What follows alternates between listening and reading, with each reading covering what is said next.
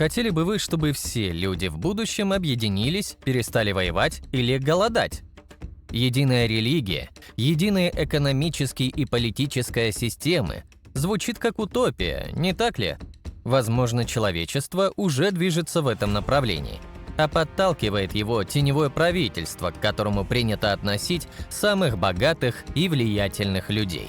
Они владеют огромными капиталами и связями, благодаря чему могут влиять на ход мировой истории. Хотите узнать подробнее? Оставайтесь с нами до конца ролика. Приятного просмотра! Конспирологическая теория о тайном мировом правительстве – это лишь убеждение, что существует некая скрытая и очень могущественная группа лиц или организаций, которые, по мнению теоретиков заговора, контролируют события в мире из-за кулис. Эта идея часто связывает различные аспекты власти, финансов, политики и медиа. Считается, что все эти составляющие общества полностью подчинены скрытой элите. Она манипулирует событиями, управляет конфликтами, экономическими кризисами, принимает политические решения и даже влияет на общественное мнение через СМИ. При этом тайное мировое правительство движется к достижению своих личных целей, которые, например, могут включать в себя установление всемирной диктатуры или полный контроль над всеми ресурсами планеты. По сути, эта теория полная загадок. Зачем они это делают? Делают ли они это на самом деле? И кто вообще такие эти «они»? Именно ответ на последний вопрос мы попытаемся дать в этом видео. Секретные общества, богатые семьи, международные организации. Кто на самом деле является частью тайного мирового правительства? Иллюминаты – еще одна группа, которая вызывает опасения у некоторых сторонников этой теории заговора. Погрузимся немного в историю. Орден иллюминатов был основан 1 мая 1776 года в Ингольштадте, Баварии, профессором Адамом Вейсхауптом.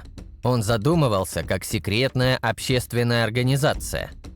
Создавался для борьбы против власти и религиозных ограничений того времени, а также для продвижения светской философии и развития образования. Равенство и свобода личности стояли в основе ордена. Его участники мечтали об идеальном обществе.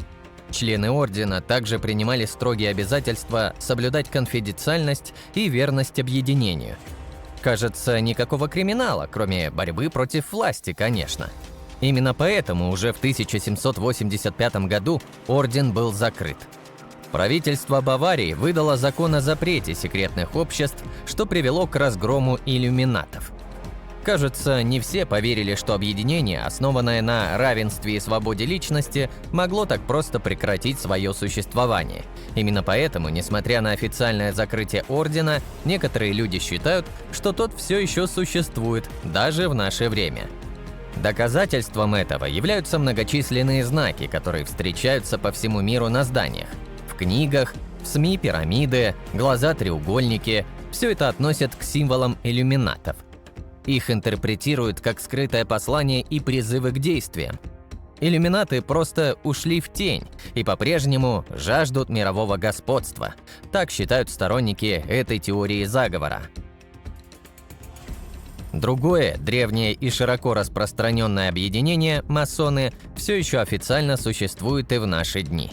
Масонские организации в их современной форме появились еще в начале XVIII века в Великобритании, а свои корни они наследуют от средневековых каменщиков, которые использовали тайные символы и ритуалы для обучения своих учеников и сохранения профессиональных секретов.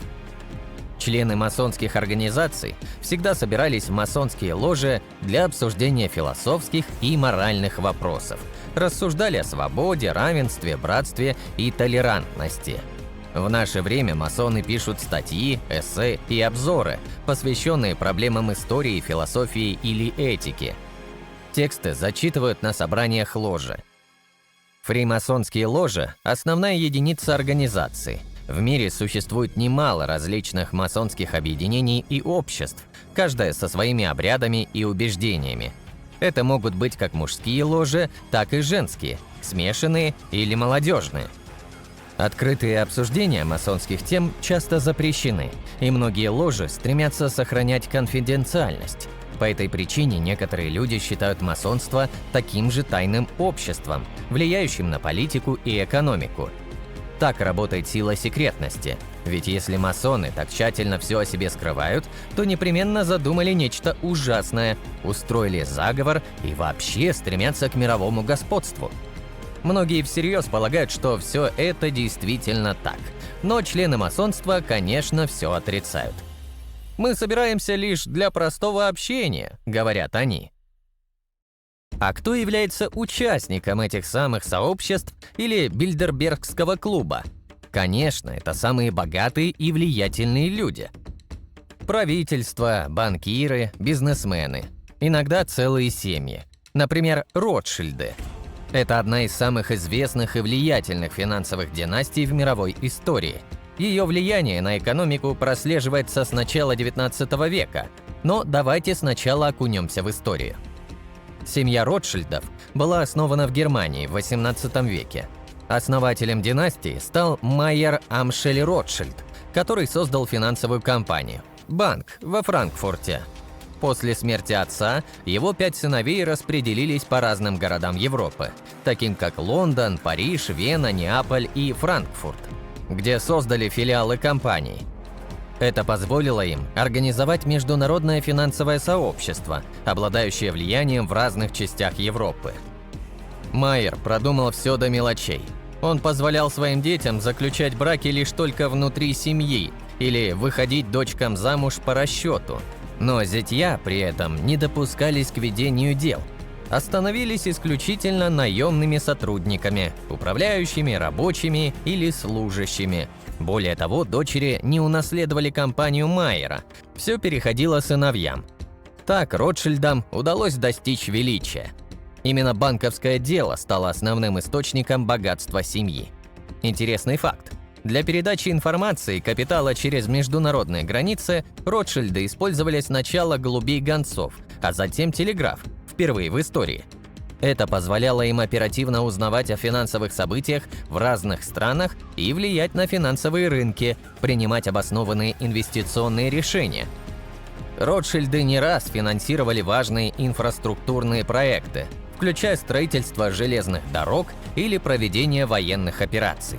А войны, как мы знаем, организуются именно тайным мировым правительством. Поэтому некоторые люди считают, что члены семьи Ротшильдов могут контролировать весь мир. Эта фамилия также стала символом богатства и власти в прошлом веке – Рокфеллеры. Все началось в конце XIX века, когда Джон Рокфеллер создал нефтяную компанию Standard Oil. Он был предпринимателем со жгучей амбицией и способностью видеть возможности там, где другие их не видели. Он быстро стал одним из самых богатых людей на планете. Через несколько десятков лет уже имел активы в машиностроительной, пищевой и финансовой отраслях, а затем передал все своим сыновьям и внукам. Посчитать примерную стоимость активов семейства не представляется возможным, ведь на начало 21 века известно о 200 потомков этого великого человека. Многие из них успешно занимались или занимаются политикой, как, например, Нельсон Рокфеллер, некогда вице-президент США. Богатство Джона Рокфеллера и его наследников не только для них. Семья – известные филантропы. Они нередко финансируют медицинские исследования, научные проекты или сферу образования, и все еще остаются очень богатыми и влиятельными людьми.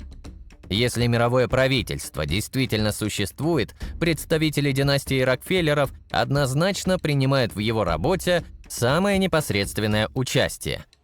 Например, Дэвид Рокфеллер и вовсе является основателем того самого Бильдербергского клуба, высшей западной элиты. При жизни он продвигал долгосрочные исторические проекты.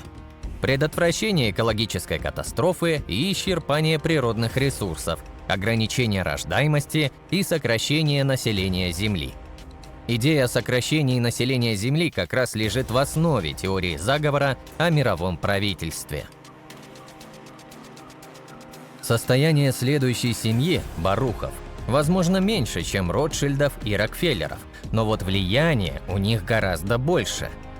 Основатель клана Барухов, Бернард Барух, был советником 5 президентов США и большим другом Уинстона Черчилля.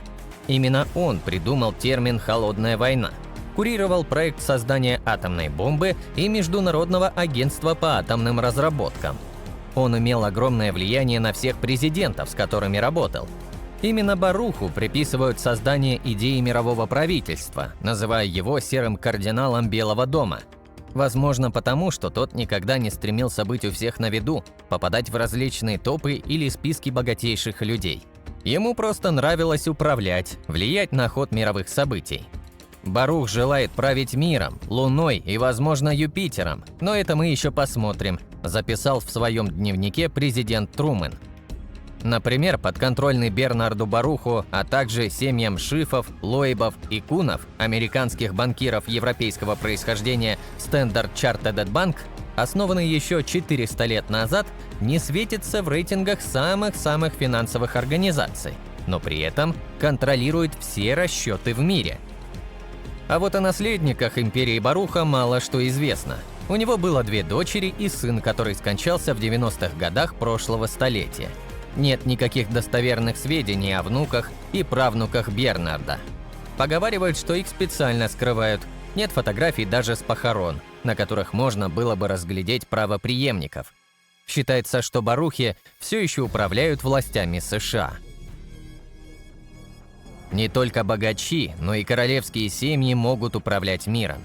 Виндзоры – королевская семья Великобритании. Уже который век управляют не только Англией, но и другими независимыми государствами. Если говорить точнее, официально они лишь выполняют представительские и обрядовые функции, а власть в Великобритании все же осуществляется в соответствии с Конституцией и законами. Именно органы власти и политические институты Великобритании, такие как парламент, правительство и судебная система, являются основой управления страной. Тем не менее, король остается главой государства, вооруженных сил и англиканской церкви, принимает лидеров других стран, совершает государственные визиты и продолжает активно влиять на внутреннюю и внешнюю политику. Например, все премьер-министры Великобритании регулярно встречаются с королем, чтобы обсудить дальнейшие шаги в решении экономических и политических вопросов. Виндзоры постоянно встречаются с множеством влиятельных людей и вполне могли бы стать организаторами заговоров. Интересен и другой факт. Официально Виндзоры появились 17 июля 1917 года, но на самом деле королевская правящая семья Британии относится к куда более древнему роду Саксон-Кобург-Готскому, а эта династия, в свою очередь, является ветвью Веттинов. Если вы ничего не поняли, просто сделаем вывод. Виндзоров можно отнести к саксам, древнегерманскому племени. Немцы в начале 20 века были не в особом почете, поэтому было принято решение в одночасье превратиться из древнейшего немецкого рода, занимавшего британский престол с 1066 года, в англичан. Любопытно, не правда ли? Родственные связи семьи Виндзоров распространяются и на правящую династию в Бельгии. Они же правили в Португалии и Болгарии. Само семейство Виндзор по-прежнему на большом счету в Австралии и Канаде. Там они имеют невероятное влияние. Именно по этим причинам семью Виндзор можно отнести к списку самых влиятельных семейств, ныне живущих на планете и тайно управляющих мировым порядком. Поговорим еще об одной известной королевской династии – саудитах. Она была основана в конце 18 века в регионе, который в настоящее время составляет Саудовскую Аравию. А в 1932 году в ходе борьбы за власть Абдуль-Азиз Аль-Сауд объединил разнообразные аравийские племена в единое королевство. С тех пор династия саудитов стала управлять этой страной. Глава семьи обладает практически абсолютной политической властью, а члены семьи занимают важные правительственные и военные должности. Саудиты могут забрать любой пост внутри страны, если пожелают. В 1938 году на территории Саудовской Аравии были обнаружены огромные запасы нефти. Благодаря нефтяному буму государству, а в первую очередь стоящая у власти семья, мгновенно шагнула из каменного века в золотой. В руках семи находится 20% общемировых запасов нефти. Другие страны мира выстраивают отношения с этим государством и королевской семьей ради финансово-экономических интересов.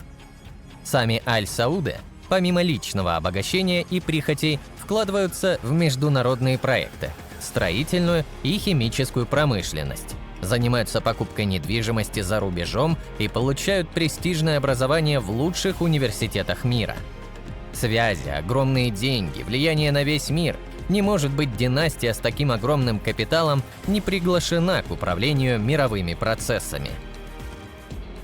Если вам не нравится идея о том, что деньги правят миром, или вы считаете, что никакого тайного мирового правительства существовать не может, изучите следующую концепцию. Концепция творческого меньшинства Арнольда Тойнби – это идея о том, что в обществе всегда есть небольшая группа людей, которая способна преодолевать трудности и решать сложные проблемы. Эти люди обладают уникальными качествами, такими как креативность, решимость и способность к изменениям. Они играют важную роль в развитии общества. Художники, ученые, писатели, любые другие креативные личности. Они выделяются своими талантами, идеями и умением видеть мир по-новому. Тойнби утверждает, что творческое меньшинство может возникнуть в ответ на кризисные ситуации, когда общество сталкивается с большими проблемами. Эти люди могут предложить новые идеи и способы решения проблем, что в конечном итоге способствует развитию общества. Идея Тойнби напоминает нам, что несмотря на трудности, всегда есть надежда на то, что креативные и настойчивые люди могут сделать мир лучше. Это позитивная и вдохновляющая концепция, которая подчеркивает важность инноваций. Рокфеллеры, Ротшильды, Виндзоры или любая другая династия, безусловно, могут иметь огромное влияние на развитие общества. Но теория существования тайного мирового правительства слишком сильно упрощает сложную действительность мировых событий. Мир управляется множеством факторов, и хочется верить, что решающее значение все же имеют креатив и творчество, а не деньги. Спасибо за просмотр.